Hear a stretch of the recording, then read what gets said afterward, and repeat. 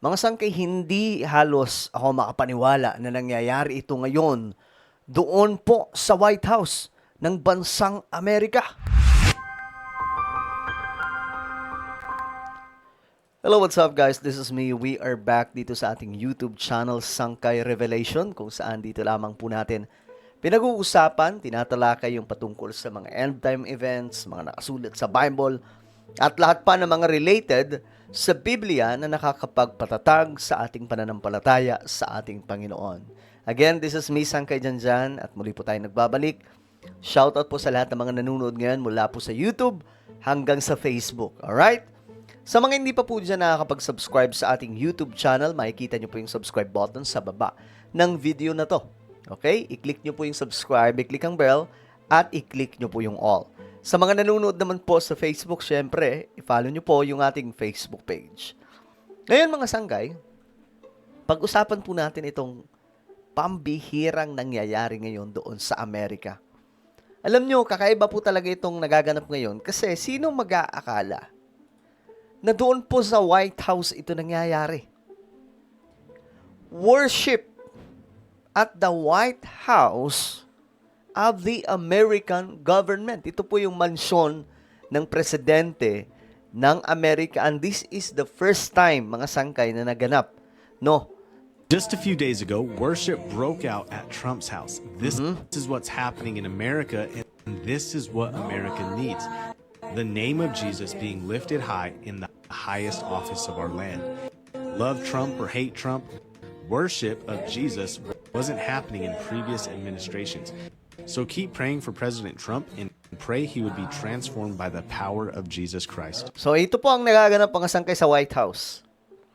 Napag-usapan na po natin dati, mga sangkay, yung about sa doon sa White House, nagkakaroon po ng mga worship service, Bible study, and everything na about kay Jesus Christ nagaganap po sa White House. So ito po ay kakaibang nangyayari ngayon kasi mostly sa government, wala pong ibang iniisip yan kundi patakbuhin ang gobyerno. Wala po silang pakialam sa kung anong worship ang kailangan. Wala. Kahit dito sa Pilipinas, di ba? Wala naman pong ganyan. No, na ang mga Kristiyano ay papasok sa Malacanang, then magpupuri sa Panginoon, magsasagawa po ng mga, kagaya po nito, mayroon pong worship service. So, paano nangyari yan, mga sangkay?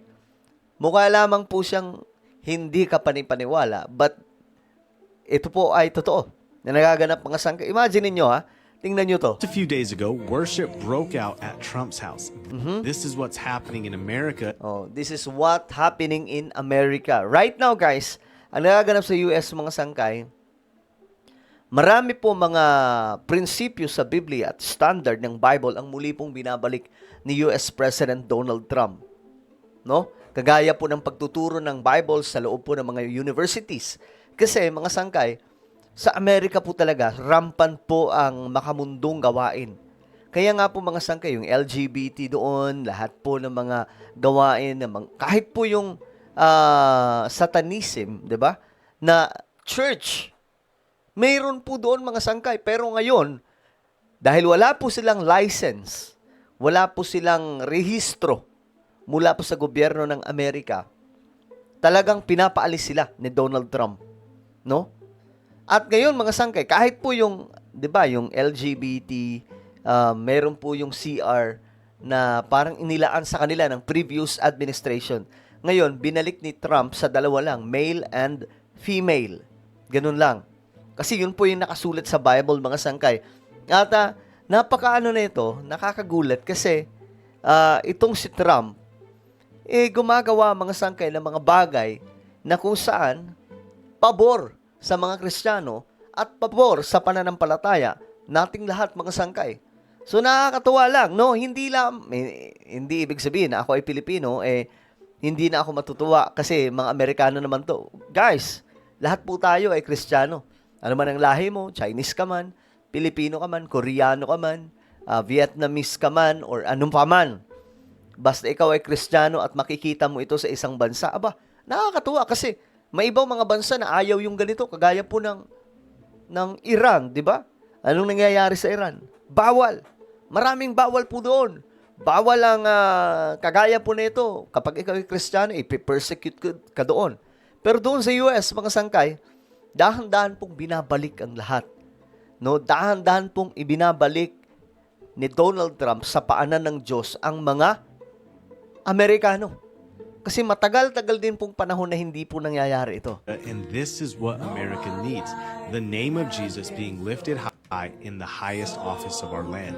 Diba? Nakakatuwa mga sangkay, in the highest office ng US. Love Trump or hate Trump, worship of Jesus wasn't happening in previous administrations. Bahala daw kayo kung magalit kayo kay Trump o hindi. Pero tandaan ninyo, ang pagpupuri, ang pagsamba sa loob ng White House hindi po nangyari sa mga nakaraang mga administrasyon ng US. So how I wish na mangyari din po ito sa Pilipinas, mga sangkay. So marami ang natuwa. At eto pa, no? This is a praying White House. How come na ang White House mayroon na pong ganitong klaseng nangyayari? I have never seen a White House pray like this. So many people on Trump's team are lifting up the name of Jesus. They're praying. They're inviting pastors into the White House. They're leading worship. If you're a Christian, keep praying for your leaders. Grabe to. Tignan nyo mga sangkayo, si Donald Trump. Kasama po siya sa nagpe-pray sa isang I have Amerikano. never seen a White House pray like this. So many people on Trump's team are lifting up the name of Jesus. They're praying. O, kita nyo mga sangkayo, nag-worship po sila sa loob ng White House. They're inviting pastors into the White House. Diba? Nag-worship po sila sa White House. Paano nangyari yan? Sa panahon lamang po yan ni Donald Trump. Alam nyo, marami nga po ang nangihinala na si Donald Trump daw po ang Antichrist. No? Pero, ngayon kasi, ang nakikita po natin, pro-Jesus Christ, si Donald Trump. No, hindi din po natin may iwasan na ganun po yung klase mga teorya nila. Kasi sa end time events, itong si Antichrist magpapakilala sa una bilang isang bayani, tagapagtanggol ng mga mananampalataya, kakampi ng Israel, but kalaunan, hindi pala. Mga sangkay. So, yan po yung prophetic events. So, ito po ay napakagandang nangyayari sa US. At, naway maging inspirasyon nating mga Kristiyano na naglilingkod sa ating Panginoon na kahit kung ang White House, no, ay dinadala na po doon yung mga pagsamba, how much more sa ating mga sariling tahanan, hindi po natin gawin ito. 'Di ba? Yung prayer, yung mga awitan, yung mga pagsamba sa Panginoon, 'di ba? Nakakatuwa na nangyayari ito. Alright, so ano po ang inyong opinion? Ano po ang inyong saloobin tungkol po dito bilang isang naglilingkod sa ating Panginoong Hesus? Comment down below. Guys, huwag niyo pong kalilimutan na i-subscribe yung ating YouTube channel. God bless everyone.